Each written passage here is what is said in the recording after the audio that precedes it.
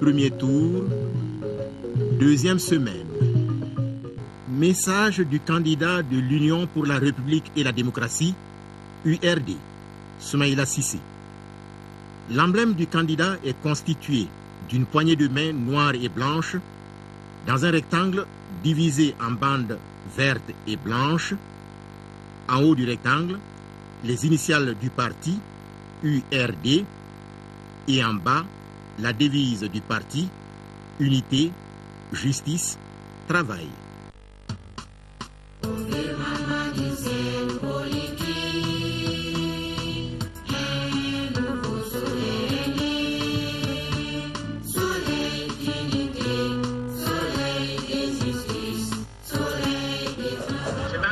Dire ce que je fais et en faire ce que je dis. Je m'engage tout entier pour le Mali.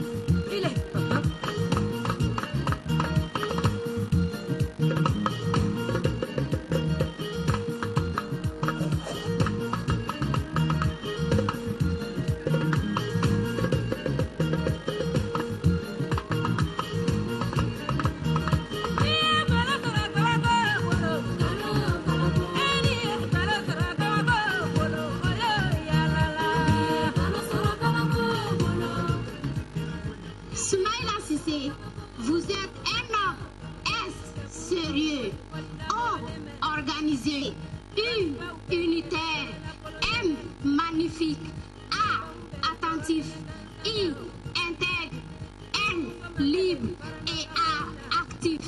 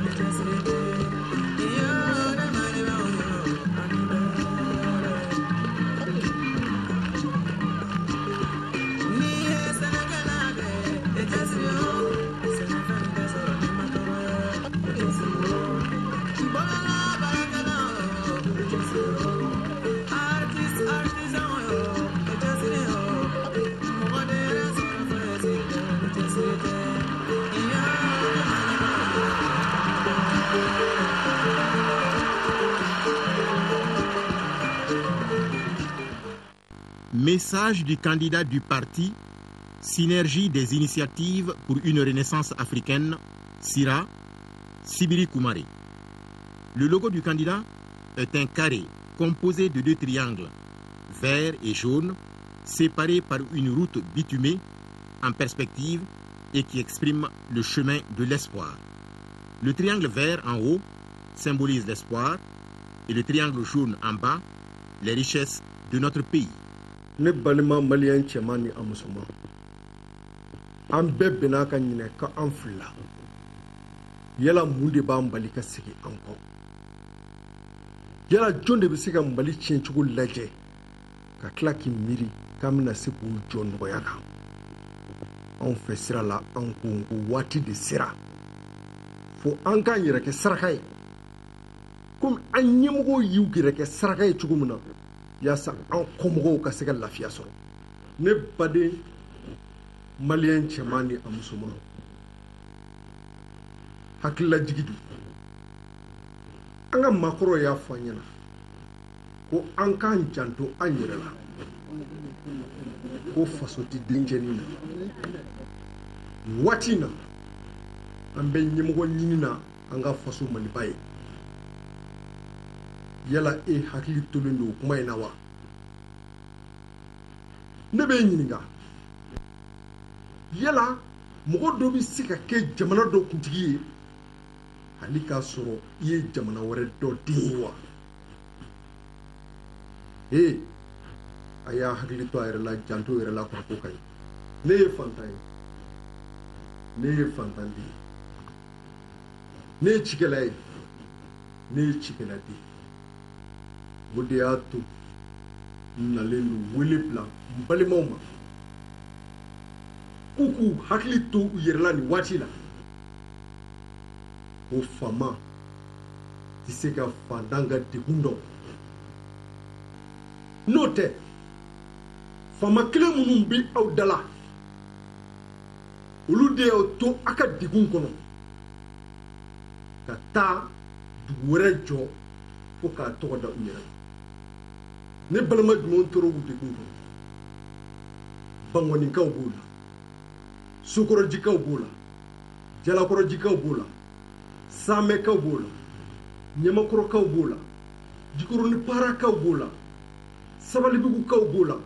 dawudabugukaw b'o la ni quartier n'a ɲɔgɔnna caman wa ani mali fan caman fɛ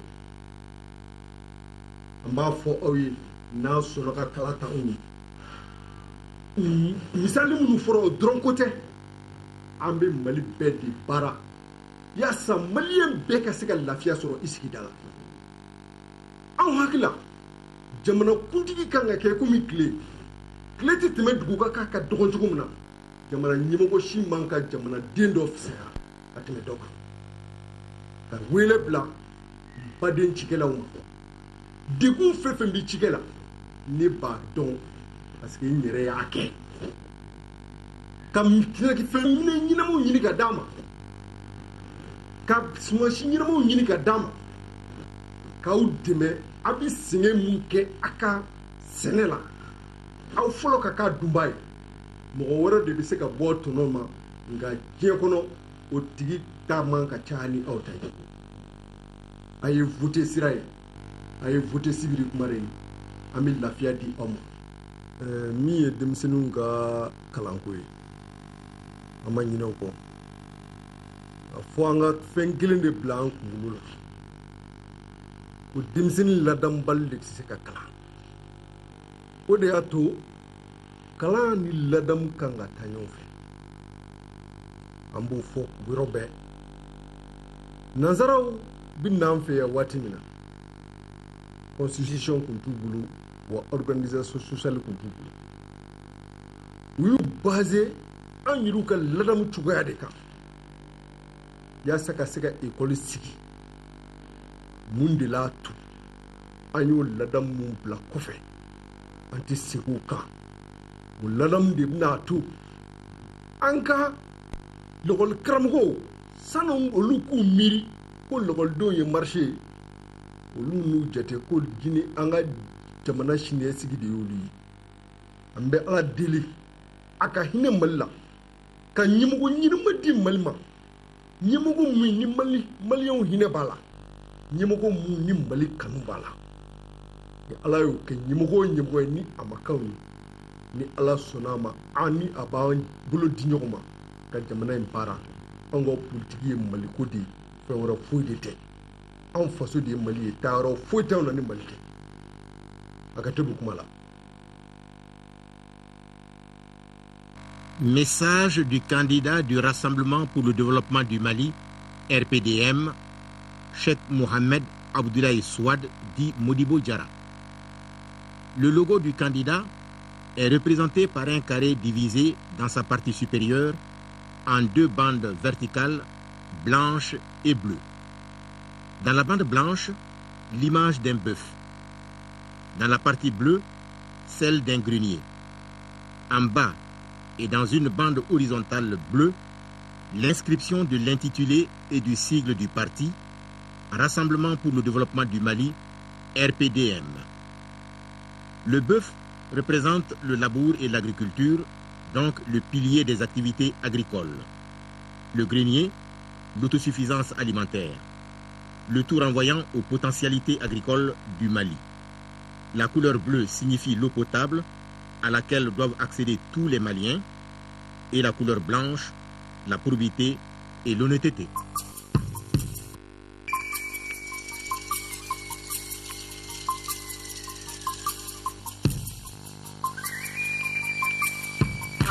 Dr. Cheikh Modibo Diarra.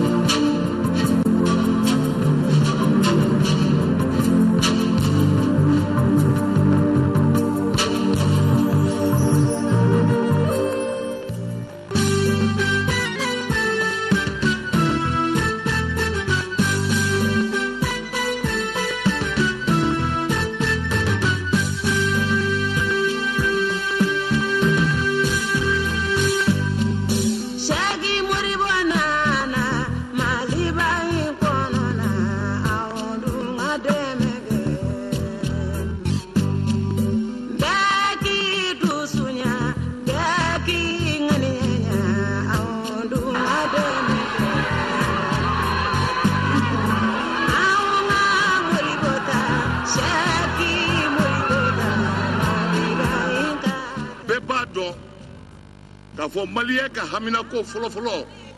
o ye Dungafa ye.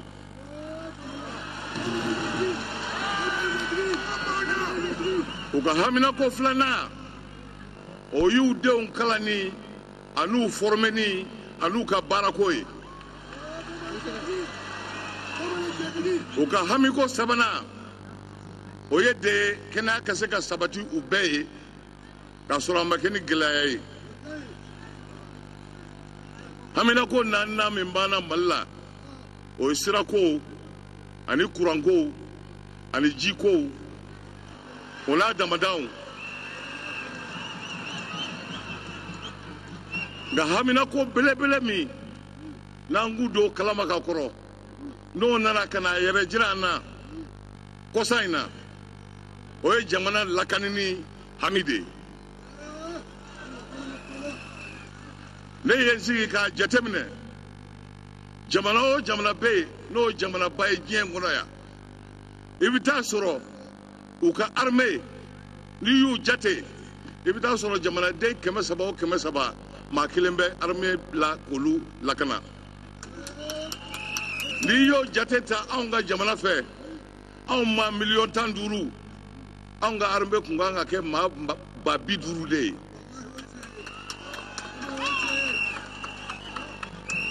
an ko an ka dun ka fa sabati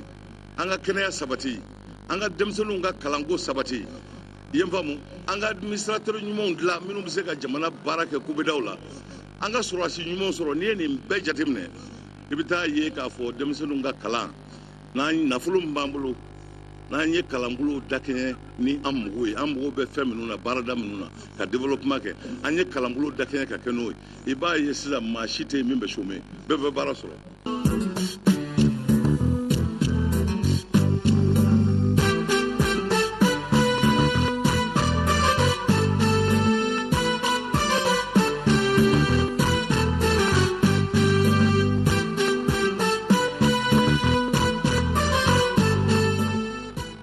Kun ye jamana ko de donc ne tɛna kalo tigɛ a ye pour que a ka tugu n kɔ n t'o kɛ n bɛna fɛn o fɛn fɔ a ye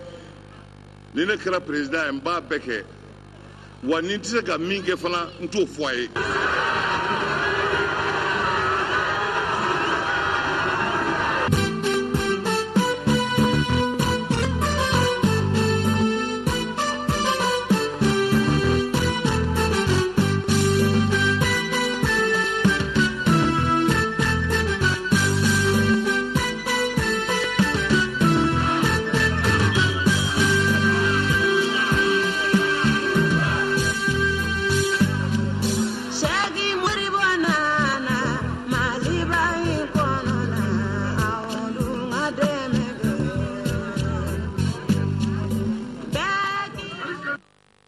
Message du candidat du parti Rassemblement travailliste pour le développement,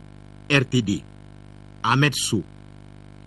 Le logo du candidat est représenté par un paysan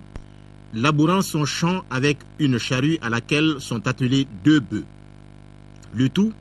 dans un cadre formé par une bande bleue dont la branche inférieure jouxte le sigle du parti, RTD. À l'intérieur de ce cadre, un soleil levant avec les couleurs jaune et rouge, symbolisant le renouveau du Mali.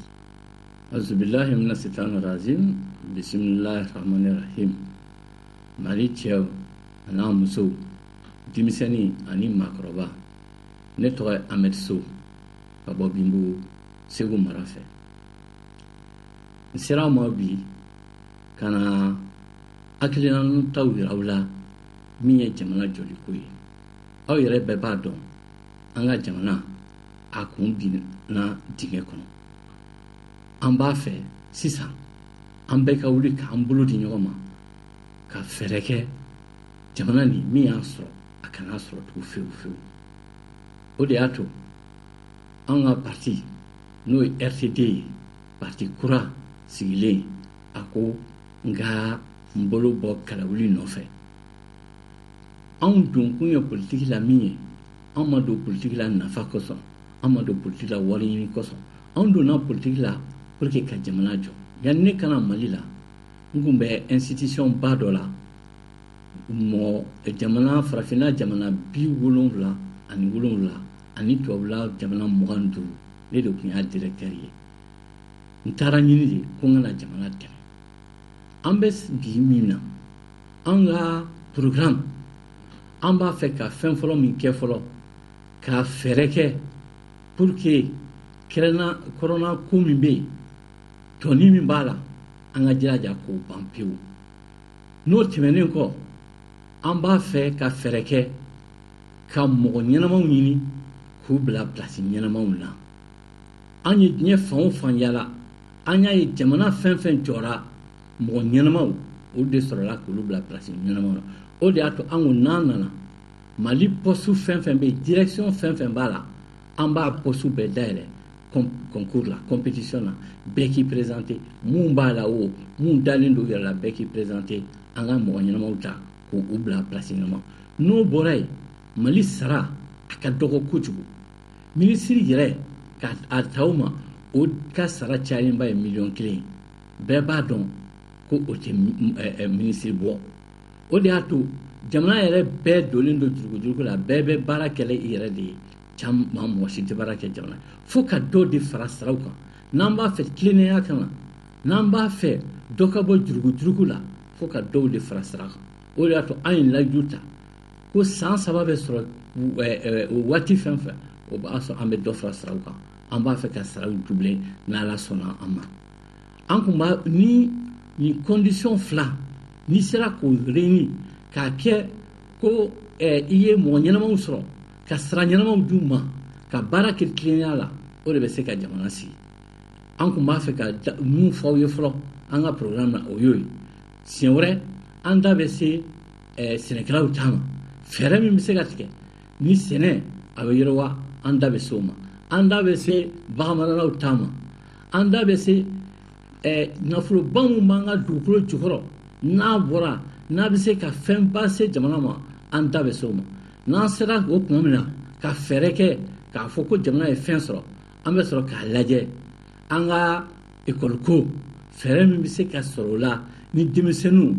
u bɛ se ka u bɛ se ka kalan ɲɛnamaw kɛ mun fana n'u y'u ka diplôme sɔrɔ n'u ma baara sɔrɔ an bɛna programme mun kɛ pour que olu ka se ka formation permanente professionnelle kɛ u ka se ka baara ɲɛnama sɔrɔ an b'o fara an da bɛ se o fara ma o tɛmɛnen kɔ an da bɛ se santé ko ma fɛɛrɛ min bɛ se ka kɛ ni ji min bɛ santé yɛrɛ kun fɔlɔ bila o fɛɛrɛ min bɛ se ka kɛ ni maliyɛn bɛɛ bɛ se ka ji sɔrɔ an da bɛ se olu ma o tuma maliyɛnw min bɛ ne fɛ k'a fɔ aw ye élection min bɛnalen Mali yɛrɛ kunkanko de don an bolo kana fili nin sen mɔgɔ minnu ye jamana nin bila dingɛ kɔnɔ n'olu wulilen don waribaw b'u bolo u b'a ɲinina k'u bɛ taa mɔgɔw san n'a y'o wariw minɛ k'a fɔ ko aw voter'olu olu ye u y'an bila dingɛ fɔlɔ min kɔnɔ u b'an bila dingɛ kɔnɔ min ka jugu n'o ye Ala m'an kisi o ma o kuma n b'a ɲini aw fɛ a ye mɔgɔw ɲini mun bɛ se ka jamana jɔ a ye mɔgɔw ɲini jamana hinɛ bɛ mɔgɔ mun na a ye mɔgɔw ɲini mɔgɔ mun n'u u hakili ye tɔw ye n'u olu ka baara tɛ fɛn wɛrɛ ye k'a fɔ k'u bɛ place ɲini u yɛrɛ dɔrɔn de ye